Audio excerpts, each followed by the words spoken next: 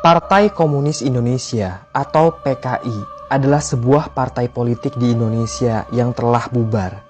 PKI adalah partai komunis non-penguasa terbesar di dunia setelah Uni Soviet dan Tiongkok, yang pada akhirnya dihancurkan pada tahun 1965 dan dinyatakan sebagai partai terlarang pada tahun berikutnya.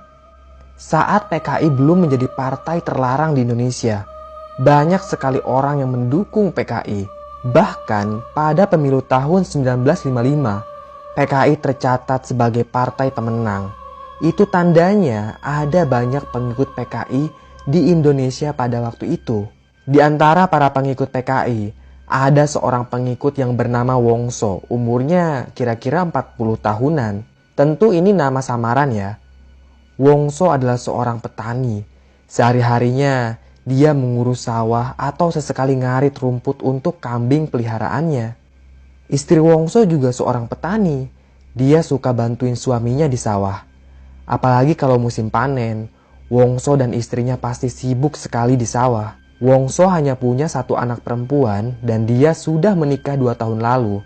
Anaknya itu sekarang tinggal bersama suaminya di kabupaten lain. Jadi, Wongso sekarang hanya tinggal berdua bersama istrinya di sebuah rumah gubuk. Kala itu, partai PKI sedang jadi idaman rakyat kecil karena PKI melancarkan program amal rakyat demi memikat rakyat kelas bawah. Program amal rakyat ini merupakan kegiatan sosial. Mereka membangun fasilitas umum seperti jalan, sekolah, selokan, pemakaman. Dan desanya si Wongso merupakan salah satu target PKI untuk melancarkan program amal rakyat. Wongso menyaksikan sendiri bagaimana para pengikut partai PKI itu membangun desanya. Atas dasar itulah Wongso tertarik menjadi bagian dari partai PKI. Sedangkan istrinya Wongso yang bernama Aswini, dia tidak melarang suaminya untuk menjadi bagian dari PKI.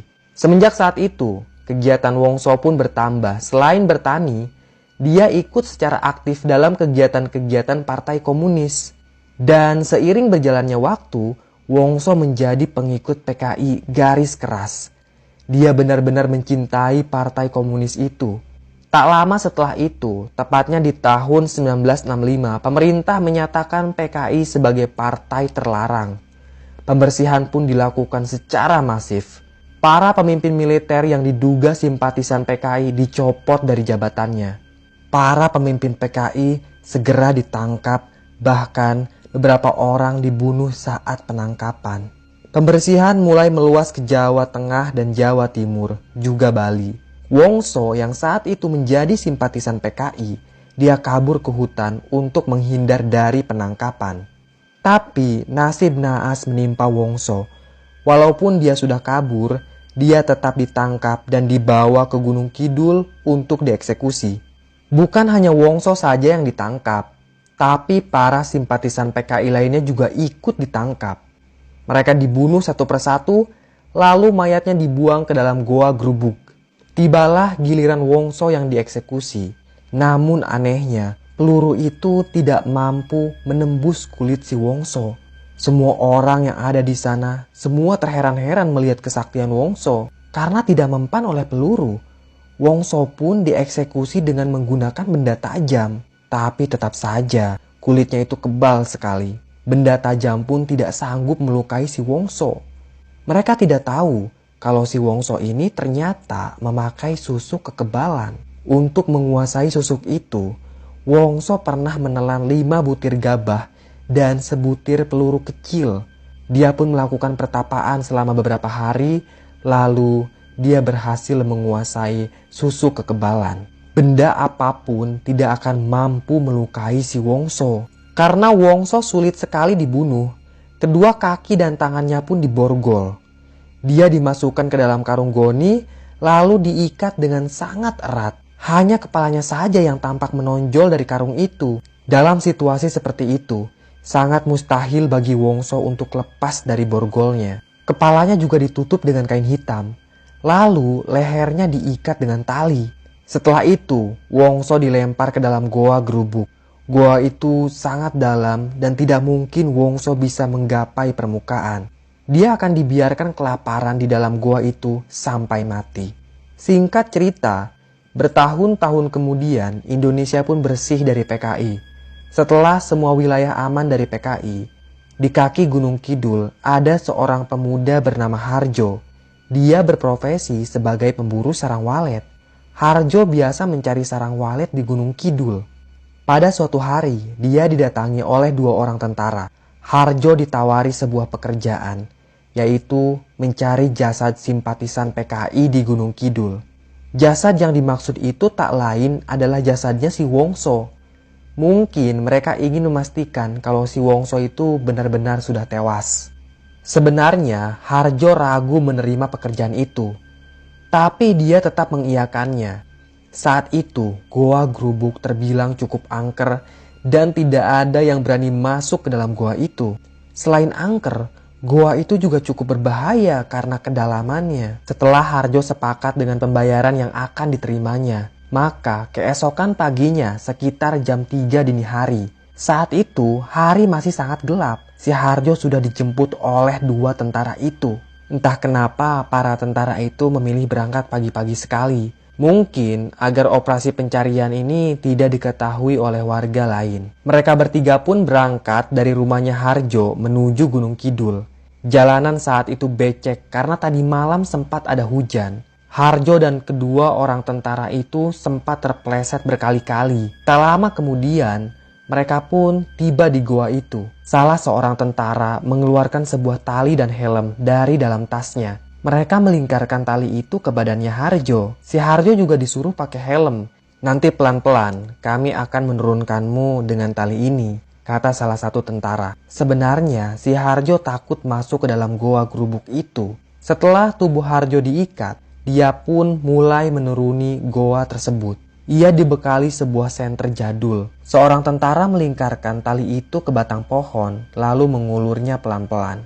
Tubuh Harjo yang kurus krempeng memudahkan si tentara menahan tali tersebut. Sementara itu, tentara yang satu lagi mengontrol Harjo dari mulut goa. "Komandan!" teriak Harjo dari dalam goa. Dia belum sampai ke dasar, baru setengah jalan lah. "Ada apa?" tanya tentara yang berjaga di mulut goa. "Ada perempuan," jawab Harjo. Suaranya menggema di dalam goa. Mendengar jawaban Harjo, kedua tentara itu saling tatap. Mereka bingung. Kenapa ada perempuan di dalam goa Grubuk? "Masih hidup atau sudah mati?" tanya tentara itu dari mulut goa. "Masih hidup, komandan. Dia memperhatikanku," jawab Harjo dari dalam goa. "Lanjutkan saja, jangan dihiraukan," kata tentara itu. Kedua tentara itu sadar kalau perempuan yang lagi dilihat si Harjo pastilah makhluk halus. Karena tidak mungkin ada perempuan di dalam goa angker itu. Harjo pun memberanikan diri untuk tetap turun ke dasar goa. Harjo melihat sosok wanita yang duduk di atas batu masih memandanginya. Wanita itu berwajah pucat dan mengenakan pakaian layaknya sinden. Harjo berusaha sebisa mungkin untuk tidak menoleh pada wanita misterius itu. Saat itu juga, dengan hati-hati, Harjo pun mulai menelusuri goa Grubuk.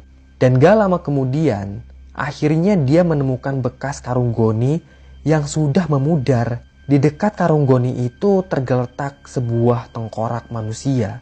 Tanpa jijik, dia menyentuh tengkorak itu dan berusaha mencari bagian tulang lainnya. Tapi tidak ada. Harjo hanya menemukan tengkoraknya saja. "Komandan, saya menemukan tengkorak dan bekas karung goni," teriak Harjo dari dalam goa. "Baik, tunggu sebentar," kata tentara itu dari mulut goa. Kemudian Harjo melihat sebuah karung yang diturunkan perlahan menggunakan tali. "Harjo, kau masukkan barang yang kau temukan ke dalam karung ini ya. Lalu ikat kembali dengan erat. Nanti aku akan tarik karung itu ke permukaan," kata si tentara. "Baik, komandan," jawab Harjo. Suaranya menggema di dalam goa. Harjo pun menuruti perintah si tentara. Dia memasukkan tengkorak dan bekas karung goni itu, lalu mengikatnya dengan sangat erat. "Sudah, komandan," kata Harjo. Karung itu pun perlahan diangkat ke permukaan. "Harjo, kau cari lagi tulang-tulang yang lain ya," pinta si tentara setelah dia berhasil menarik karung itu ke permukaan. Harjo menyusuri setiap lekuk goa itu. Sementara si perempuan berbaju kebaya masih duduk di atas batu. Mereka melihat ada sosok pocong yang berdiri di seberang mulut goa. Karena takut, mereka langsung lari tanpa mempedulikan si Harjo.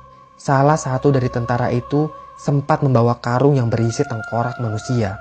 Untung aja setelah jatuh, Harjo masih sadarkan diri.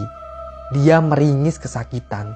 Dengan tertatih-tatih, ia pun bangkit, lalu mendongak ke atas. "Komandan!" teriak Harjo. Tapi tidak ada jawaban dari atas sana. "Komandan!" teriak Harjo sekali lagi. "Iya Harjo." Barulah ada jawaban dari atas. Suaranya memang menyerupai salah satu tentara, tapi nadanya terdengar sangat datar. "Lemparkan talinya lagi, komandan!" teriak Harjo sambil meringis kesakitan. Namun tidak ada jawaban lagi.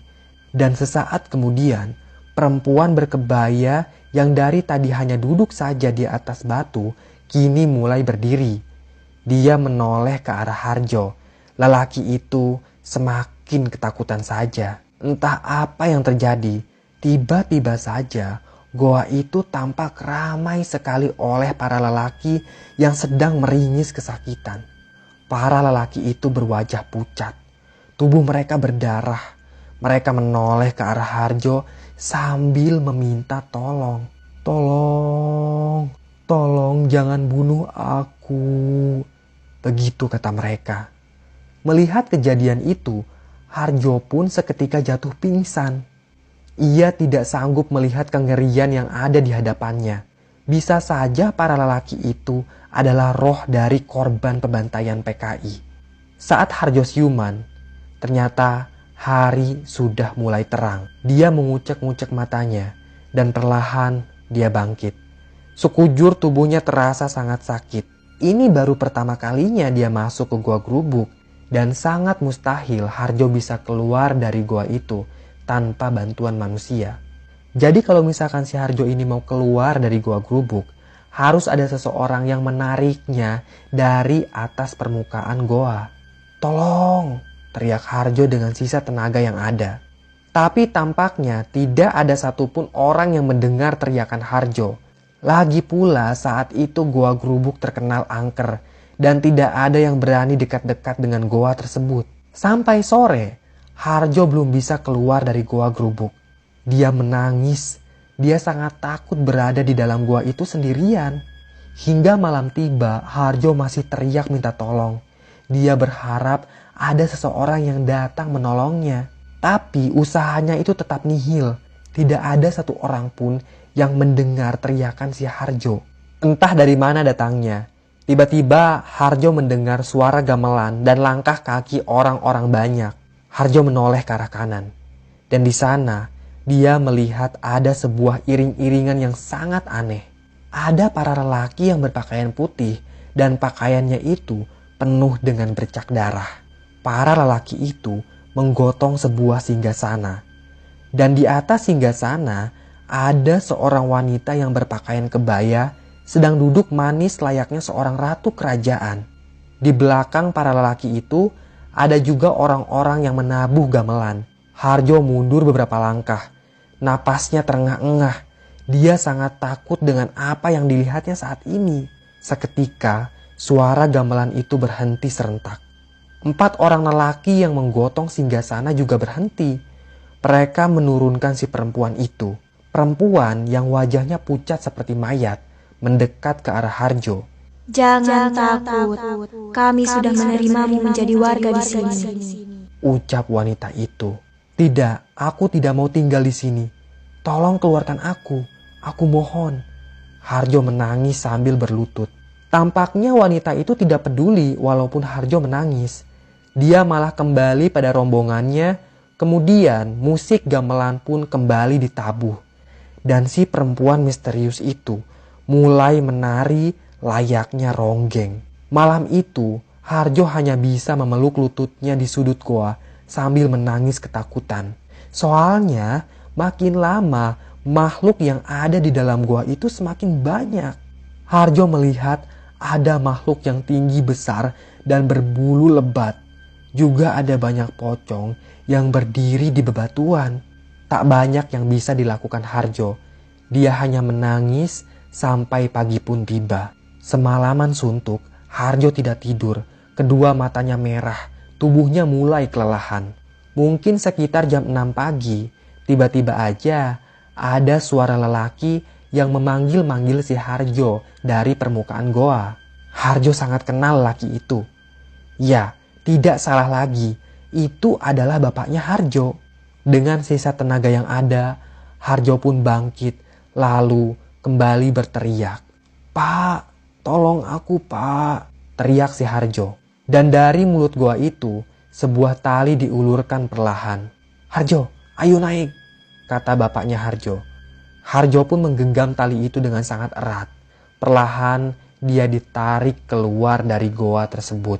Ternyata bapaknya Harjo ini baru tahu kalau anaknya dibawa ke goa gerubuk oleh tentara. Ibunya Harjo memang sudah meninggal. Dia hanya tinggal bersama bapaknya.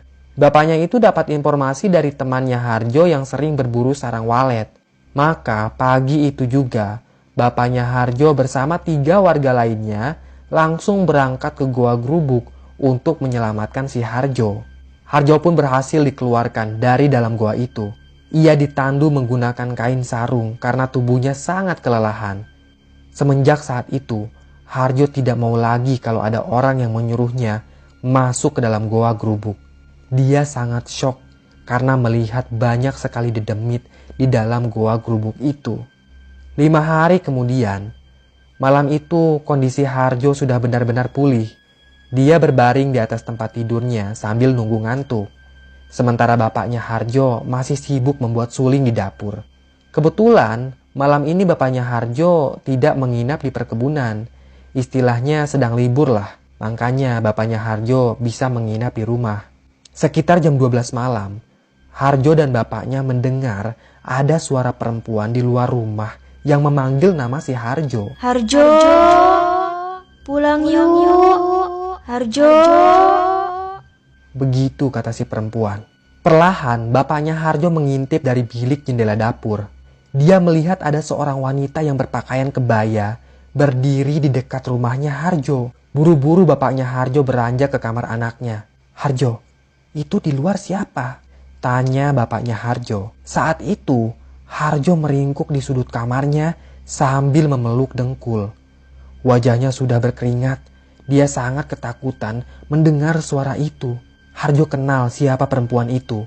Dia adalah demit penghuni goa gerubuk. Beberapa saat kemudian, pintu rumahnya Harjo digedor-gedor dengan sangat keras. Karena kesal, bapaknya Harjo langsung lari ke dapur. Dia ngambil golok yang sangat tajam. "Bangsat kau, berani-beraninya ganggu anakku." Bapaknya Harjo keluar dari rumah sambil mengacungkan golok. Tapi anehnya, tidak ada siapa-siapa di luar sana. Asal teman-teman tahu ya, Harjo ini sering sekali diteror oleh sosok wanita itu. Ia dan bapaknya pun pergi ke seorang sepuh di kampungnya. Sepuh itu memang sangat dihormati oleh warga kampung karena kesolehannya. Kata sesepuh itu, menurut cerita orang zaman dulu, memang pernah ada seorang ronggeng yang menuntut ilmu hitam di dalam goa itu. Ronggeng tersebut bertapa di dalam goa gerubuk, namun tidak pernah keluar lagi. Bisa saja si ronggeng itu sudah menjadi makhluk halus di sana. Ditambah lagi dengan mayat-mayat PKI yang pernah dibuang ke dalam goa itu. Ya jadilah goa gerubuk itu sangat angker. Sesepuh itu memberikan 3 buah kertas yang sudah dituliskan doa-doa dalam bahasa Arab. Ia menyuruh Harjo untuk menempelkan kertas itu di dinding rumahnya. Dan semenjak saat itulah, si wanita ronggeng tidak lagi mengganggu Harjo. Selesai. Terima kasih udah menyimak cerita Mbah. Sekedar informasi aja ya, kalau sekarang goa gerubuk udah nggak angker lagi kayak dulu. Sekarang goa itu menjadi tempat destinasi wisata yang menyenangkan. Teman-teman bisa mengunjungi goa gerubuk dan berfoto ria di sana karena goa itu punya pemandangan yang sangat indah. Sekian dari Mbah, tunggu kisah lainnya ya. Tetap sehat dan salam merinding.